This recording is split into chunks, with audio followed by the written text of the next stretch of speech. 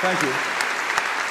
Thank you so much for coming along this evening, and I would also like to extend my respects to my Gadigal brothers and sisters from my people, the Wiradjuri people. In the winter of 2015, Australia turned to face itself. It looked into its soul and it had to ask this question: who are we? What sort of country do we want to be? And this happened in a place that is most holy, most sacred to Australians. It happened on the sporting field, it happened on the football field. Suddenly the front page was on the back page, it was in the grandstands. Thousands of voices rose to hound an Indigenous man, a man who was told he was an Australian, a man who was told he was an Australian of the Year. And they hounded that man into submission. I can't speak for what lay in the hearts of the people who booed Adam Goodes, but I can tell you what we heard when we heard those boos. We heard a sound that was very familiar to us. We heard a howl. We heard a howl of humiliation that echoes across 2 centuries of dispossession, injustice, suffering, and survival. We heard the howl of the Australian dream, and it said to us again, "You're not welcome." The Australian dream. We sing of it and we recite it in verse. Australians all, let us rejoice, for we are young and free. My people die young in this country. We die 10 years younger than average Australians, and we are far from free. We are fewer than 3% of the Australian population, and yet we are 25%, a quarter of those Australians, locked up in our prisons. And if you are a juvenile, it is worse, it is 50%. An Indigenous child is more likely to be locked up in prison than they are to finish high school. I love a sunburned country, a land of sweeping plains, of rugged mountain ranges. Reminds me that my people were killed on those plains. We were shot on those plains. Disease ravaged us on those plains. I come from those plains. I come from a people west of the Blue Mountains, the Wiradjuri people, where in the 1820s the soldiers and settlers waged a war of extermination against my people. Yes, a war of extermination. That was the language used at the time. Go to the Sydney Gazette and look it up and read about it. Martial law was declared and my people could be shot on sight.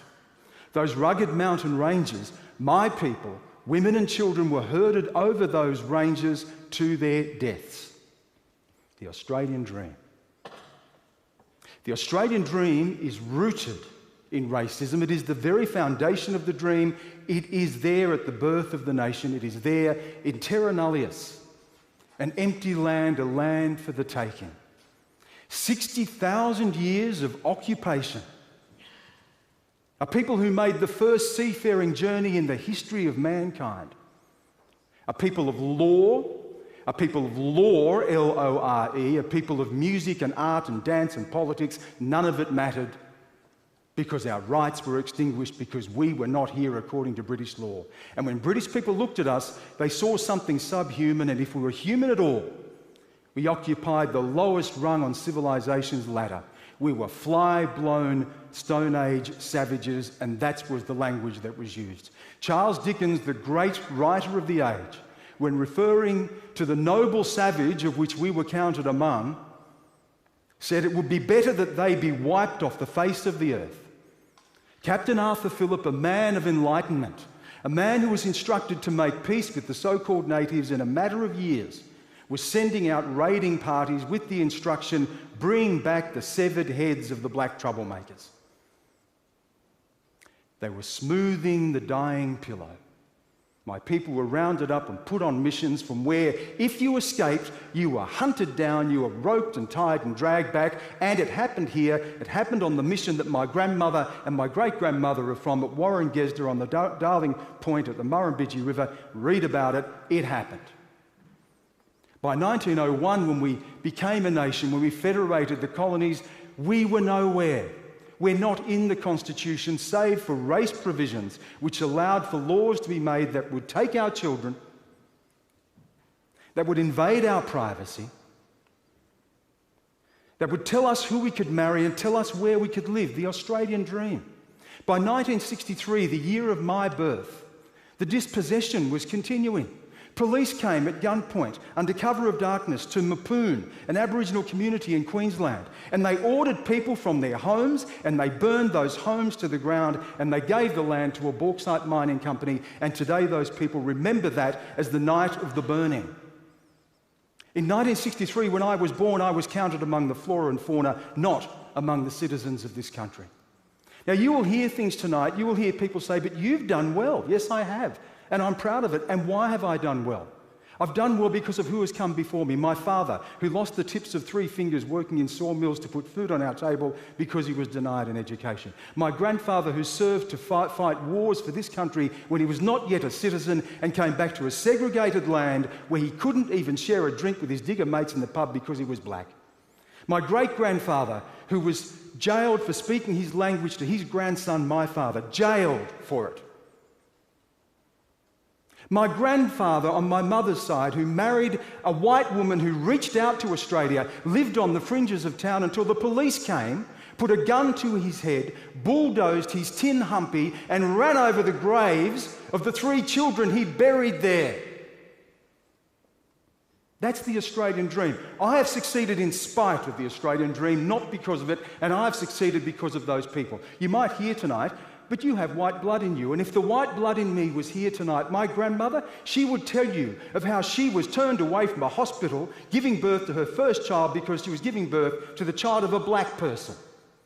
The Australian dream.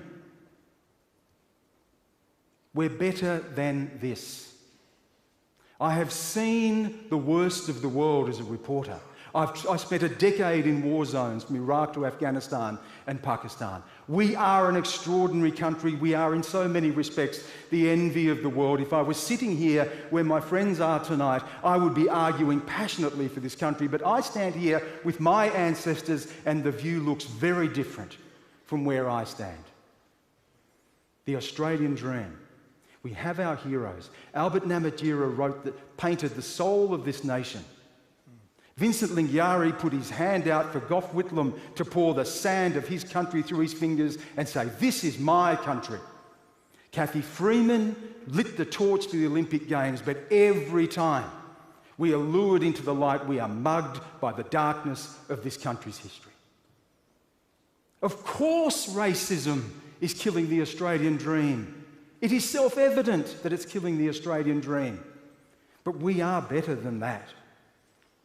The people who stood up and supported Adam Goodes and said no more, they are better than that. The people who marched across the bridge for reconciliation, they are better than that. The people who supported Kevin Rudd when he said sorry to the stolen generations, they are better than that. My children and their non-Indigenous friends are better than that. My wife, who is non-Indigenous, is better than that. And one day I want to stand here and be able to say as proudly and sing as loudly as anyone else in this room, Australians all, let us rejoice. Thank you.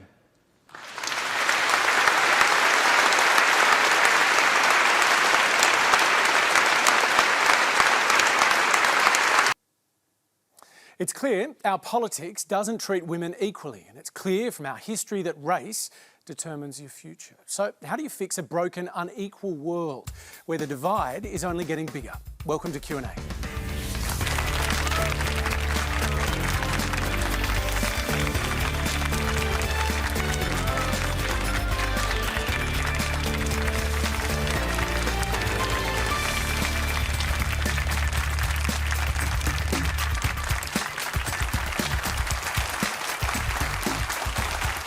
Hey there, welcome to the program. Joining me on the panel tonight, author Bruce Pascoe, who's speaking on climate change at Melbourne's Wheeler Centre this Sunday. Economist at the University of New South Wales, Gigi Foster, is here. Economics editor at The Australian, Adam Crichton. President of Chief Executive Women, Sam Mostyn.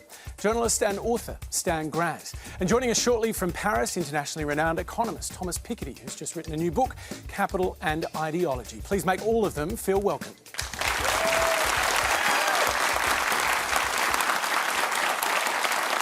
And I should say that if that's not enough for you, Dami Im is here to close the show for us tonight. Hi there, Dami. And as always, you can stream us live on iView and all the socials. Quanda is the hashtag. Our first question tonight comes from Kirsten Nielsen. Thanks, Hamish. In a recent press conference, Scott Morrison said that he believes in all the women of Australia. This is despite for months broadly dismissing and ignoring the allegations of sexual assault and harassment made by women from within the parliament. Scott Morrison went on to concede in an interview yesterday that blokes don't always get it right all the time, and now finds himself at the centre of a political storm. My question to the panel is whether we are to believe that Scott Morrison is genuinely committed to this issue, or are these the words of a politician scrambling to find his way out of a messy predicament, largely of his own making? Sam Mostyn. Well, thank you, Kirsten. It's the question of our time, isn't it? And I notice you're here with a young woman as well, slightly younger than my daughter, and these questions have been plaguing all of us, not just this week, but in the months and years that we've been experiencing just a general lack of equality, and then a whole lot of really nasty things that have been happening in the place that's meant to set the tone for the country, in Parliament House. So it disturbs me to hear a Prime Minister saying that it's taken all of this into these last few days to suddenly work these things out. But what it does tell me is that it's only environments where you have lots of women in power and alongside men that get to observe these things at close range to actually see what's going on. And in my experience over 30 years in many big organisations, a lot of men start by saying that it's taken a long time to work that out because they've been up there by themselves with other groups of men, and any homogenous group can't work out what's happening around it because they don't have the eyes or the antenna to tell you what's been going wrong. So I'm hoping that it's got so bad that the Prime Minister does really care. There are many things he could be doing right now, his government could be doing right now, that would tell us that he cares. He could accept Kate Jenkins' 55 recommendations to make all of our workplaces safer. He could be shuffling his cabinet to make sure there are lots of women that are in very senior positions. Do you believe him, though, that he gets it? I think he's got it politically. I think this has been a week where everything has come together, whether it's been... But that's a different thing. Does he fundamentally get this issue? I think he gets it now. I think he gets how horrific... I think what was the most disturbing thing for the Prime Minister were those gross acts by young men inside Parliament House that said they completely disrespected women who chose to be MPs. At that point, I think the Prime Minister really did get it because it was such an affront. But for women, I'm sure the women in the audience and watching tonight, we're so used to these kind of behaviours that we've been getting it for a very, very long time. And we're looking for men and women in leadership that actually say to us, enough's enough, as all of the rallies did around the country. Men and women called for this change and enough is enough. But they also said that we've got to start respecting women. There's a fundamental primary reason why these things happen, and it's a lack of respect for us. It's our failure to have been allowed through the corridors of power and to be in equal numbers, running things, leading things, and we've been kept at bay. And that's why I think it came as such a surprise, because I don't think the Prime Minister's had experience really of a community and a parliament that has women in equal numbers. Adam Crichton, how did you see those rallies?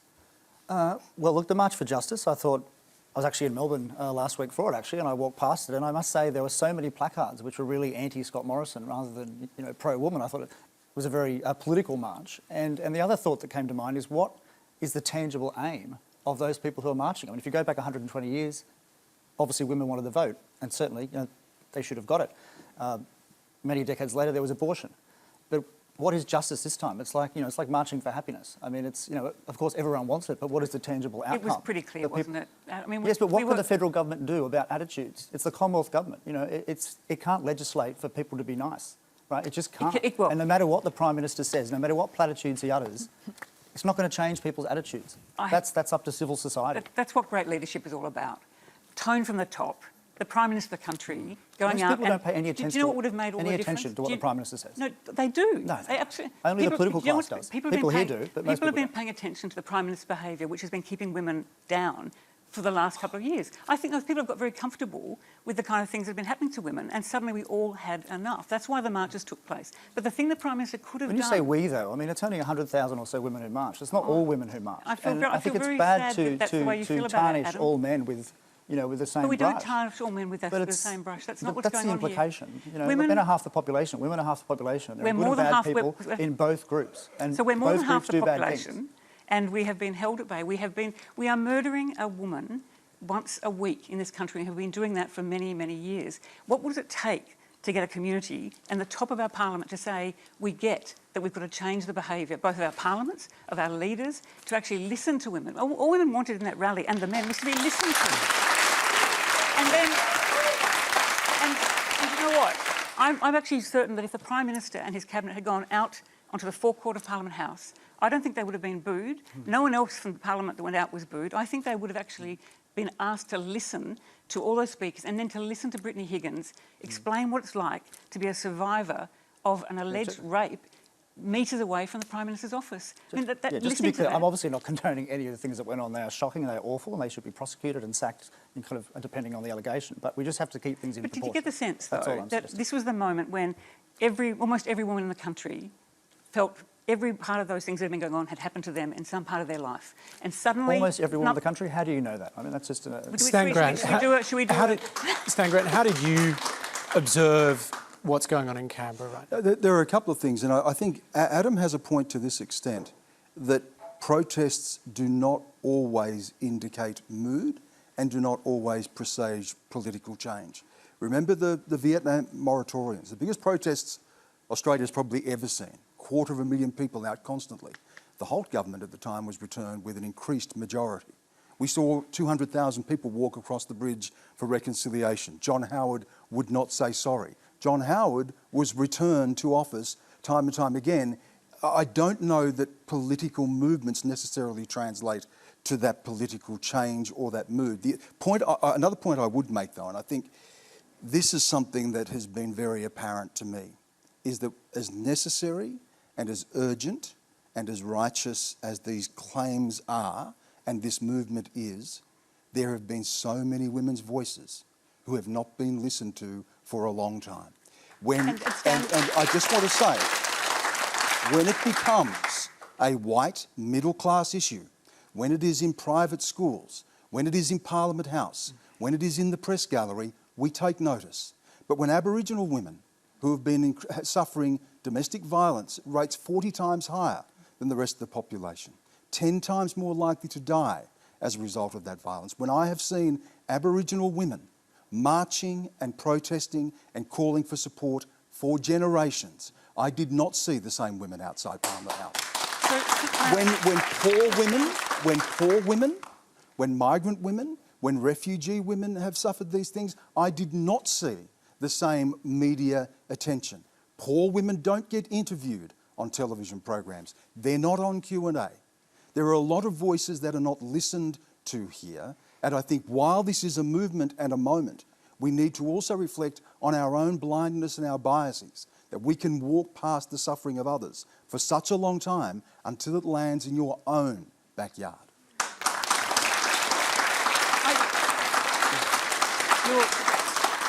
I think you're absolutely right to make that point. It was a point made last week on the consent panel you had here by Joe Williams, who pointed out where does consent and where did the breach of consent start, and it was at the very beginning of the colonies, and he made a very powerful point, as you have too, Stan.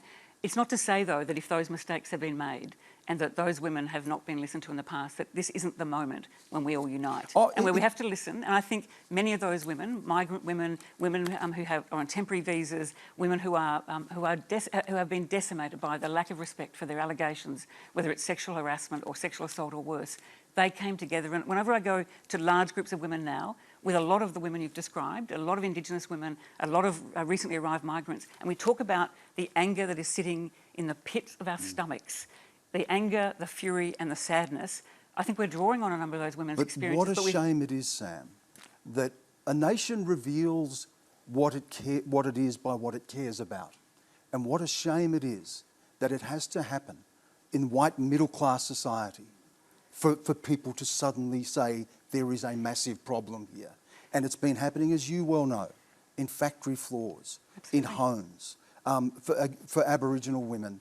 And, you know, as Joe pointed out last week, when a nation is built on theft, invasion, massacre and rape, you then wonder now why you have a culture and a society that reflects some of these attitudes. So, of course it's important, Sam, and of course this is a moment, but there have been so many voices not heard and not listened to, and still sadly not on this panel tonight, Hamish.